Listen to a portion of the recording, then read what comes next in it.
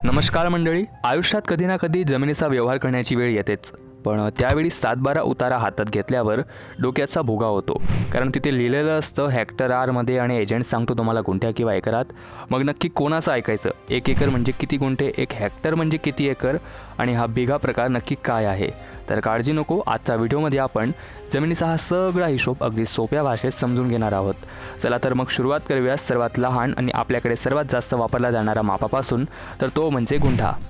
तर मित्रांनो, आपण नेहमी ऐकतो की माझा 2 गुंठा प्लॉट आहे किंवा आमची 10 गुंठे शेती आहे. पण हा गुंठा नक्की आला तरी कुठून आणि 1 गुंठा म्हणजे नेमकं किती माप? तर सोप्या भाषेत सांगायचं झालं तर 33 फूट लांब आणि 33 फूट रुंद अशा चौरस जागेला आपण 1 गुंठा म्हणतो. जर तुम्ही स्क्वेअर फूट अर्थात चौरस फुटात मोजलं तर 1089 चौरस फूट म्हणजेच 1 गुंठा. आता एक लक्षात घ्या की गुंठा हे जमिनीच्या क्षेत्रफळाचं एक माप आहे, त्याचं आकाराचं नाही. ती जागा गोल असो, लांब असो किंवा चौरस, जर जमिनीचे एकूण क्षेत्रफळ 1089 चौरस फूट असेल तर तो 1 गुंठाच म्हणायचा. मग तिचा आकार कोणताही असू शकतो. आता प्रश्न येतो की हा गुंठा शब्द नक्की आला तरी कुठून? तर मित्रांनो, साधारण 400 वर्षांपूर्वी एडमंड गुंटर या माणसाने जमिनीच्या मोजणीसाठी एक साखळी शोधली होती, जिला गुंटर चेन म्हटलं जायचं. तर त्याच गुंटर शब्दाचा अपभ्रंश होऊन आपल्याकडे गुंठा शब्द हा अस्तित्वात आला. साखळीचं गणित असं होतं की त्या काळी 66 फुटाची साखळी असायची. त्या साखळीचा अर्धा भाग वापरून जो चौरस बनला त्याला लोक गुंठा म्हणू लागले. आता वळूया सर्वात ओळखीच्या मापाकडे, तर तो म्हणजे बिघा. तर मित्रांनो, बिघा हे स्टँडर्ड माप नाही, ते गावानुसार आणि राज्यानुसार बदलतं. पश्चिम महाराष्ट्रात साधारण 20 गुंठे म्हणजे 1 बिघा मानलं जातं. तर उत्तर भारतात अर्थात UP बिहार तिथे 1 बिघा म्हणजे 25 ते 30 गुंठे असू शकतात. त्यामुळे जर का कोणी तुम्हाला बिघा म्हणत असेल तर त्याला नक्की विचारा, भाऊ तुमच्या 1 बिघात किती गुंठे, मगच व्यवहार करा. आता तुम्हाला प्रश्न पडला असेल की 1 बिघा म्हणजे किती स्क्वेअर फूट?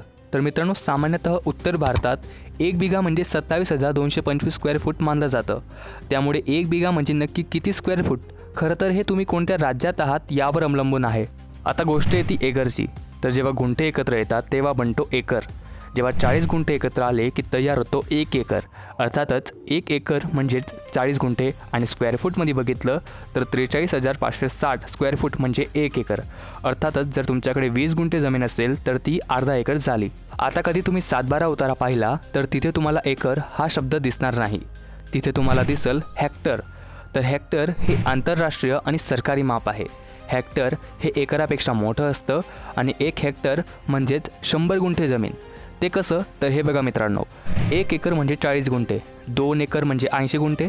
आता उरलेले 20 गुंठे जोडले की पूर्ण होतात 100 गुंठे. म्हणूनच 1 हेक्टर म्हणजे साधारण 2.5 एकर जमीन आपण म्हणू शकतो. आता 7/12 उतार्यावरील जमिनीचे क्षेत्रफळ हे हेक्टर आर चौरस मीटर या एककात असतं. तिथे 1 हेक्टर म्हणजे 100 गुंठे, 1 आर म्हणजे 1 गुंठा, आणि 1 गुंठ्याचे चौरस मीटरमध्ये रूपांतर केल्यास ते 101.17 चौरस मीटर होतं. हे लक्षात ठेवलं की काम सोपं होईल. उदाहरण, समजा तुमच्या 7/12 उतार्यावर 0.40.50 असे क्षेत्रफळ दिले आहे. तर याला कसं समजायचं? तर पहिला आकडा तर तो म्हणजे हेक्टर. हा सर्वात मोठा भाग आहे. इथे 0 आहे, याचा अर्थ तुमची जमीन 1 हेक्टर पूर्ण नाही. आता मधला आकडा तर तो म्हणजे आर.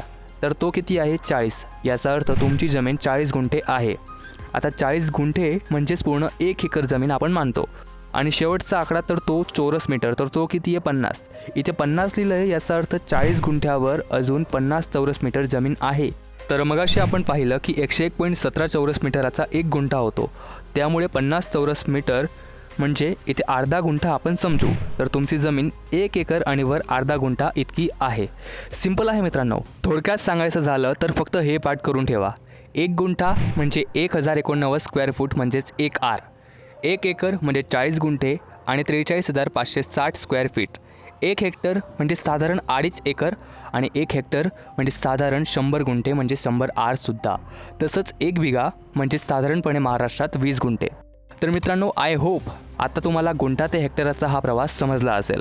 हा व्हिडिओ आवडला असेल तर तुमच्या शेतकरी मित्रांना आणि प्लॉट घेणाऱ्या नातेवाईकांना शेअर करा, आणि अशाच महत्त्वाच्या माहितीसाठी आपल्या चॅनलला सबस्क्राईब करायला विसरू नका.